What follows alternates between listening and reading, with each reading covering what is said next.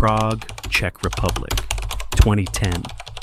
The city is a masterpiece of Gothic architecture and winding cobblestone streets, but Artur Tarajian sees none of its beauty.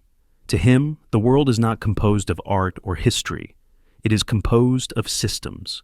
He is a high-level software specialist, a man who looks at a casino and doesn't see a temple of luck or a playground for the wealthy.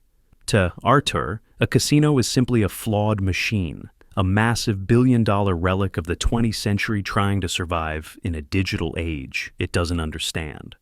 Artur is frustrated. He is a man with a mind built for complexity, yet he is stuck in a gray, nondescript office building in a nameless suburb of Prague. He spends his days fixing bugs in mundane corporate software, and his nights watching the world change. He watches as the internet becomes the central nervous system of human civilization, while he feels his own intellect is being wasted on the trivial. He is a dropout who taught himself advanced neural networks, signal processing, and the dark arts of data compression. He doesn't want the American dream because of the money. He wants it because he needs a challenge worthy of his brain. He spends his nights in a small, cramped apartment, the blue light of 3 monitors reflecting in his eyes as he deconstructs the mechanics of baccarat. He realizes that casinos like the Bellagio, the Venetian, and the Ameristar spend hundreds of millions on physical security. They hire guards with shoulders as broad as doorways. They install weight-sensitive floor mats and facial recognition cameras that can spot a known card counter from the parking lot. But Artur sees the hole in their armor. They are fundamentally defenseless against a threat that originates 8,000 miles away. Artur has a thought that will ignite the most sophisticated heist in history. What if I could see what the dealer sees, but from the other side of the planet? What if I could process that information and react? Before the casino's own security systems even register my presence, Artur begins a project. It is not a hobby. It is a clinical, surgical obsession. For 14 months, he disappears from the world. He stops seeing friends. He stops answering his phone.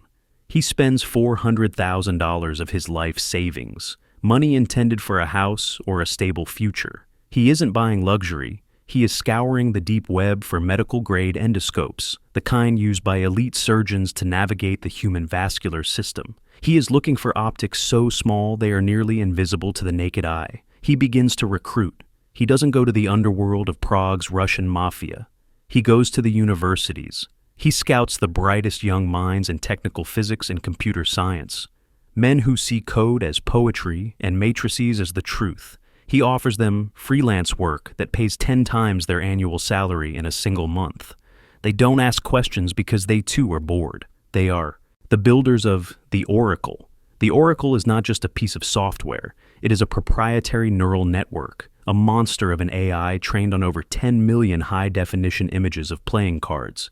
Artur buys decks from every major manufacturer on the planet: B, Aristocrat, Jamaco.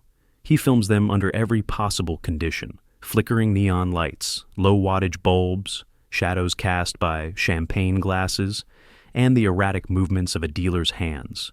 Standard image recognition would fail in the chaotic environment of a Kansas City high-roller pit. But Artur's code is different. It accounts for motion blur and perspective distortion with a staggering 99.8% accuracy. It identifies a card in 0.1 seconds, faster than a human blink. But the real wall is physics, the Atlantic Ocean. The math of the heist is brutal. For his plan to work, the video feed from a baccarat table in Missouri has to travel through a smartphone, jump to a local Wi-Fi hotspot, race through thousands of miles of underwater fiber optic cables on the ocean floor, hit his servers in Prague, get processed by the Oracle, and the answer has to travel all the way back to the player on the floor. In baccarat, the window of opportunity is a heartbeat, total time allowed, under 2 seconds. If the lag is 2.1 seconds, the dealer has already placed the cards, the bet is locked, and the house wins. Artur does not believe in luck or hot streaks.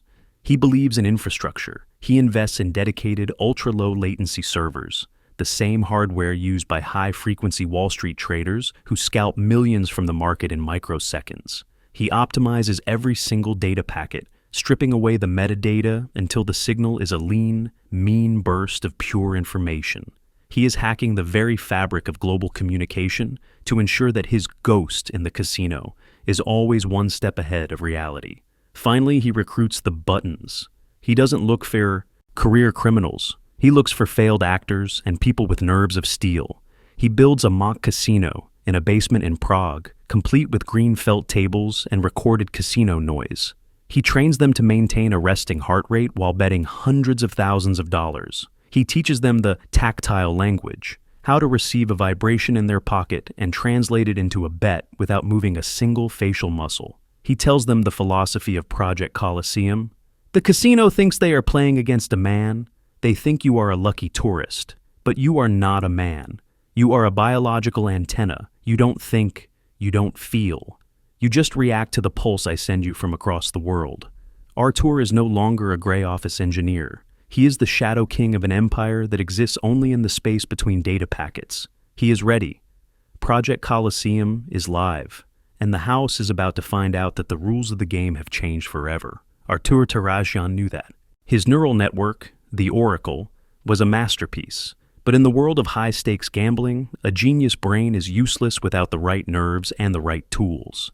He didn't buy spy gear from amateur catalogs or dark web hobbyists. He understood that to bypass the security of a billion-dollar industry, he needed to build a military-grade supply chain. The button, the camera system hidden in the player's sleeve, was a marvel of thermal engineering. A standard micro camera transmitting high-definition video generates enough heat to reach 50 degrees Celsius in minutes on a player's skin that would cause visible burns and immediate panic. Artur's solution was a custom-designed micro heat sink made of synthetic diamond dust composite, which silently dissipated the heat into the thick wool of the $3,000 bespoke suits. The camera literally breathed through the microscopic pores of the fabric. But the true genius lay in the pulse protocol. Artur's engineers realized that a constant, heavy stream of data over a casino's Wi-Fi was like lighting a flare in a dark room. Any competent IT security team would spot it instantly. To counter this, they programmed the smartphone in the player's pocket to buffer and burst. The phone would capture a fraction of a second of the deal, compress it into a tiny 50 kilobyte packet, and blast it to the servers in Prague in a microburst lasting only 10 milliseconds. To the casino's network security, it looked like a background system update or a brief moment of electronic noise. With the hardware finalized, Artur began the global rollout. He didn't just target the United States, he sent his cells to the Crockfords in London and the glittering towers of Macau. Each player was treated like a high-end operative. They were trained to follow the ghost discipline. Never win more than $50,000 at a single table. Never stay longer than 4 hours, and always look like a casual, slightly intoxicated tourist. They practiced tactile language until they could receive a complex bet signal through a vibration against their thigh and execute it without their eyes ever leaving the dealer's hands.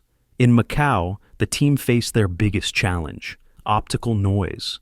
The flashing neon lights and the reflections from the highly polished mahogany tables often blinded standard cameras.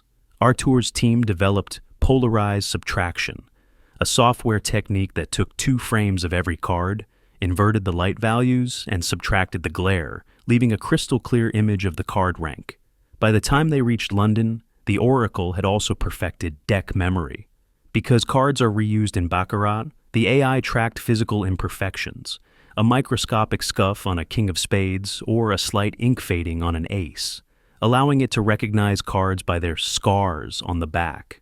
Artur sat in his Prague office, watching the screens as millions of dollars trickled into his accounts from 3 different continents. He had turned cheating into a global automated franchise. He was no longer just a coder. He was managing a shadow corporation with a daily turnover that rivaled small nations. He felt invincible. He believed that as long as the internet stayed up and the speed of light remained constant, his invisible empire would never fall. He forgot the one variable that no algorithm could account for: the fundamental unpredictability of human greed and the physical limits of the very machines he had built. Artur Tarajian had built a god mode for the casino floor. For 16 months, his system had been a ghost, a perfect invisible parasite feeding on the world's largest gambling empires. He sat in his command center in Prague, surrounded by the rhythmic hum of cooling fans, watching the numbers climb. He believed that as long as his pulse protocol kept the data bursts short and the oracle kept the predictions sharp, he was a ghost that could never be caught. But he had forgotten the oldest rule in the history of crime. Even the most perfect machine is only as strong as its weakest human link. The turning point came in St. Louis, Missouri. Inside the Ameristar Casino, the air was thick with the scent of expensive cigars and the desperate energy of the high-stakes baccarat pit. A man named Vakhtang was sitting at the center table. He was one of Artur's most disciplined buttons, an operative who had been trained for hundreds of hours in a basement in Prague to look, act, and breathe like a high roller. But tonight, the physics of the heist were starting to fail. The lithium polymer battery pack, hidden deep in Vakhtang's specially tailored trousers, was drawing massive current to power the constant high-definition data bursts across the Atlantic. It began to swell. The chemical reaction inside the battery was generating intense heat, reaching temperatures that even Artur's diamond dust heat sinks couldn't fully manage. To find a single second of relief from the burning sensation on his thigh, Vakhtang shifted his posture. He leaned his leg against the cold, grounded metal frame of the baccarat table. It was a natural human reaction to pain, but in the world of precision engineering, it was a fatal error. In that 1-second movement, the micro-lens in Vakhtang's cuff tilted by a mere 3 degrees. In Prague, 8,000 miles away, the analyst's screen flickered. The oracle began to throw confidence errors. The crisp image of the cards turned into a blur of skewed mahogany and neon glare. Fearing the loss of a $300,000 bet, the young analyst in Prague panicked. He did the one thing Artur had forbidden. He broke the silence. He activated the voice channel on the micro receiver. "Vakhtang, adjust your arm. Now, we lost the feed," the voice crackled in Vakhtang's ear. Vakhtang flinched. It was a microscopic movement, a slight tightening of the jaw, a sudden stiffness in the neck. But to Sarah, a lead surveillance officer in the eye in the sky, it was a massive red flag. She had been watching Vakhtang for 3 hours. She didn't see a lucky player. She saw a man who looked like he was receiving orders. She leaned into her monitor, zoomed the high-altitude 4K camera to its maximum, and waited. When the dealer moved for the next shoe, Vakhtang's arm moved with mechanical precision, tracking the deck. Sarah caught it, a flesh-colored glint deep inside his ear canal. A micro-receiver. Sarah didn't call the floor guards. She called the FBI's cybercrime division. Within 30 minutes, a federal digital dragnet was deployed around the casino's perimeter. They didn't need to touch Vakhtang. They used portable packet sniffers to map every single encrypted burst of data, leaving the casino's Wi-Fi network. They watched the traffic spike every time the cards were dealt. They traced the packets through the local nodes, through the service providers in Missouri, and directly into the underwater fiber optic cables that led straight to a commercial IP address in the suburbs of Prague. In Prague, Artur Tarazian saw the anomalies on his dashboard. He saw the probing packets from the FBI hitting his firewall like silent waves against a cliff. He knew the ghost had been spotted. His lead engineer begged him to cut the power, to burn the drives and disappear into the night. But Artur's ego had become as massive as his bank account. He believed he could outrun the law. Instead of retreating, he ordered the final burn. He commanded every cell in London, Macau, and Las Vegas to ignore the safety limits and drain the house dry before the sun came up. He didn't know that at that very moment, tactical teams in 2 different hemispheres were already checking their watches. Artur Tarazian sat in his private office in Prague, surrounded by 30 glowing monitors that acted as windows into the most exclusive gambling pits on the planet. He knew the FBI's digital dragnet was closing in. He could see the anomalies in his network traffic, ghost packets from federal servers trying to breach his encryption layers. But Artur was a man of cold, defiant logic. He didn't run and he didn't hide. Instead, he ordered a final burn. He wanted to squeeze every last cent out of the system before the world turned to static. He sat there, watched the live feeds from London, Macau, and Las Vegas, waiting for the inevitable hammer to fall. 0 hour arrived at exactly 3 a.m. in Prague and 9 p.m. in St. Louis. In Missouri, the lights in the high-limit room of the Ameristar Casino didn't just flicker. The security team triggered a localized electromagnetic pulse shield. This was a prototype designed specifically to kill any unauthorized digital signals within the gambling pit. Vakhtang's smartphone died instantly in his pocket, severing the link to the Oracle. He didn't even have time to reach for the kill switch before tactical agents in plain clothes swarmed the table. They treated him like a high-level national security threat, securing his limbs before he could dump the button device or destroy the evidence. Simultaneously, 8,000 miles away, the quiet cobblestone streets of Prague were shattered by the roar of engines. The URNA, the Czech Republic's elite rapid response unit, didn't knock. They used thermal breaching charges to blow the reinforced doors off Artur's third-floor office. Artur Tarazian was caught exactly where he had lived for the last 16 months, in the dark, illuminated by the blue light of his monitors, watching the live feeds from 3 different continents turn into static, one by one. The legal battle that followed was a labyrinth of international law that lasted for over 2 years. Artur's defense team, some of the most expensive legal minds in Europe, argued a point that haunted the American legal system. Where is the crime? They claimed Artur was not a thief, but a pioneer of predictive analytics.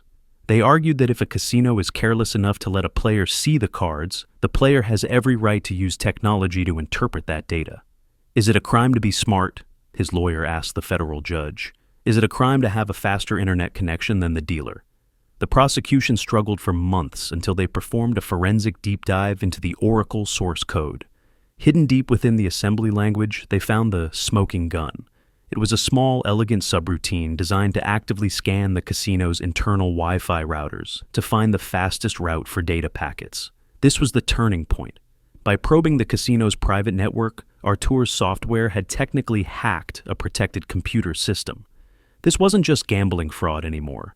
It was a violation of the Computer Fraud and Abuse Act, a federal felony. Artur Tarazian was extradited and sentenced to a decade in federal prison. His invisible empire was dismantled, his servers were placed in an FBI evidence locker, and his millions in luxury assets were seized by the state. But the legacy of Project Colosseum changed the industry forever. Today, the world's most secure casinos are equipped with infrared sensors that detect hidden lenses, smart shoes that encrypt the deck, and RFID chips that track the heartbeat of every single bet. Today, the glass button case is taught at the FBI Academy as a masterclass in modern white-collar crime. It proved that in the 21st century, a locksmith isn't someone with a set of picks. It's someone with a faster algorithm. Artur Tarazian's empire is gone, and the suits have been burned. But somewhere, right now, someone is looking at a new piece of technology and asking the same question. What if the house doesn't always have to win? The house always wins, unless you have a faster connection.